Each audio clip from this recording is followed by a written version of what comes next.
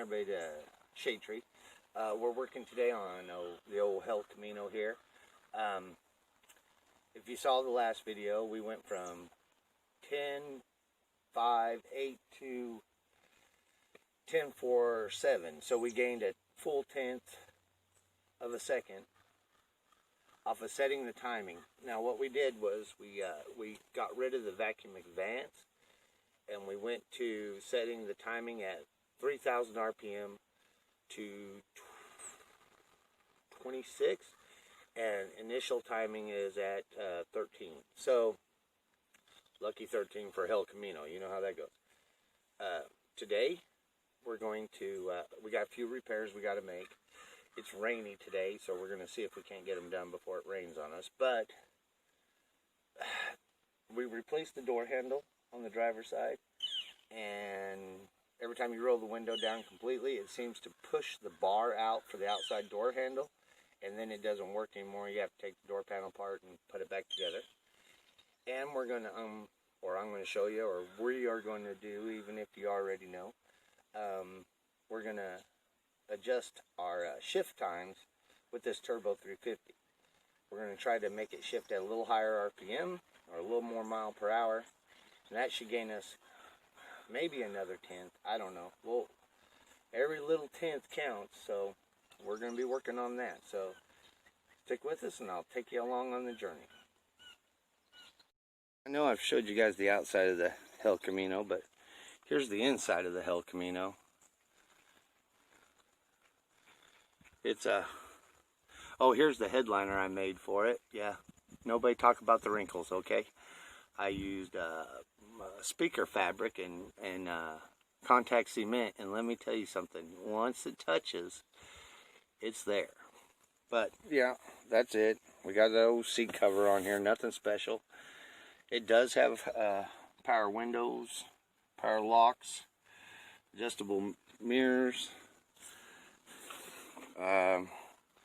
full door panels. It's a street rod. I mean, you could drive this thing down the road. Blinkers and lights and everything works. Everything works but the horn. So some changes we're going to make in here is we're going to have to get rid of that ugly steering wheel. We're going to go to Kirky seats. So let me show you. So here you go. Here's the Kirky seats. And yes, you can see they're used, and we got them for $25. So we'll probably have to get some padding to put in them, unless we want rust butt. But we will be doing minimal repairs for minimal times, and we'll see how that goes. So hang with me. I'll get you set up so that you can see me remove this panel. And yes, we couldn't find any of the mounting brackets anymore, so I have screwed this thing in. So all it takes is handy dandy little screw gun, and you're done in a minute. So hang trout and we'll get to it. Off and out of the way, you can tell they're two-piece door panels. We're gonna have to get, and I don't know if there's enough light to show you guys. Let me get you around here. Well, see that little bit of light right there? There's a post there that comes down and hooks. I guess I'd have to get a flashlight to show you. But it hooks right where this bar comes across, inside the panel there. So that's what we'll be rehooking up. And this will be like the second or third time we've had to do it. So maybe we'll get something a little more sturdy. Alright, hang trout. The door. It didn't take 2 seconds, so I didn't show any of that. But here's something I wanted to show you guys. On these old El Caminos, this little part of the two-piece here is what holds the window in. You'll see, here I'll show you. The lift up, that window will slick out. Now, if you don't have the pieces, because you can't buy them, I guess you could probably go online, find them somewhere. But there's no way to attach this down. It hooks inside this little metal trough. Get you around here. Like that. And once it reaches this age, it's not holding nothing. So what I'm doing, putting a few screws like that in here to hold it down so that the window is a little bit more stable. On any G body that you guys mess with, the windows are very fragile. In fact, I had to replace this one. So that's what we're doing now. And what we're doing is running a little drill bit through there, running a screw through there, and calling it a day. So let me get that done. I'll get this door panel on, and we'll move to underneath the car. All right, here we go. We're back together with, that's terrible, you hear that? A functioning door handle. So let's get the screw gun out of there and we'll go underneath the car. Here, I want to show you guys something. Everybody at the track and everybody else wonders why my trailer has nothing in the center. And the reason is I'm a poor boy and I don't have a lift to get under this car. So I can go underneath this trailer with the car up off the ground all the way, setting level, and work on the underneath parts I need to get to without jacking and jack stands. So that was just a little for your information thing. Alright, here I go. See, we're underneath the car, and by the shape of the transmission pan, you can tell it's a turbo 350. Okay, on a turbo 350, there's a vacuum line right there. You pull off this hose, and there's a little screw head inside there, and you can change your shift miles per hour. Really, you can change your shift mile per hour by tightening that clockwise, or you can lower it by counterclockwise. So we're going to get into that. I do not know if I can get a camera up in there to show you the screw, but if I can, I will. But this is something else I wanted to show y'all. I am definitely, full arm length from the bottom of this car, and it's not on a jack or nothing. It's very secure. There's no way it can fall on me. And I got all the room in the world to work on this thing. So, and here's a quick view of the underneath the car. We run the Mega Flows right there, 3-inch in, 3-inch out. True dual exhaust. It's all wrapped. Nothing really special underneath there. Makes it real easy for oil changes on this. You can just reach right up here and get to it.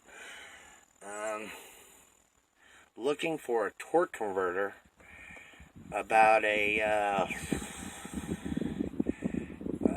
28 to 3000 stall torque converter for this. I want to switch that out. So if anybody knows where there's one, leave one in comments, or may have one for sale, fairly cheap, used. I will definitely take it off your hands. Alright, let me get back over here to this, and I'll pull that tube off of there and maybe try to show you what we're working with. Alright, here we go. You can't see the screw, but this is the only tool you need. A very small Phillips that you can stick right into the end. You find the, I'll find it here. There you go. Right there, just slipped in. And you tighten it clockwise.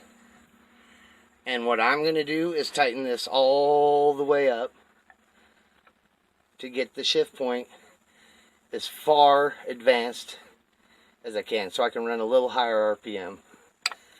And we'll probably work it down from there, but that's what we're going to do. Alright, when I get this wrapped up, I'll come up and do a little bit more to show you something, and then we're done. Alright, see you in a bit. Another problem we were having, if you see this cable, got grease on my hand from working on the transmission. Okay, that's your kick down linkage. What it was doing was keeping our throttle from, here, let me hold it, opening up all the way. See, now it does, but before it didn't. I had to bend that back. What I've come to find out is you really don't need this unless you're going to be doing a lot of highway driving and you want to do some passing, because you're not going to be kicking down on the drag strip. You're just going to be full going the whole time. There is no have to catch another gear to go a little faster, because it's already going as fast as it can in each gear. So, with that being said, we'll probably remove that. It's not really needed and it's kind of in the way. Alright, we'll get you an outro and then we'll be out of here. Okay, well, that didn't take much. We got all that done. We're ready for Sunday Fun Day, they call it at the track. So that's what we'll be doing. I wore the Honda hat. There you go. Mad Doctor, second to none customs. I wore the Honda hat for you. He's been my best supporter. He's been with me since I think the very first video I ever put out of my Hondas, and then deleted all them and then come back with 2020 season. Good guy. Go check out his channel. Help you out. Does all kinds of things. So be sure to like, share, and tell somebody about the channel, and try to give me a few more viewers. I don't have that many, and not like I'm going to try to make a living off of it. It's just I'd like to talk to more people. Alright, catch y'all in the next video. Like I said, share, share, share. Alright.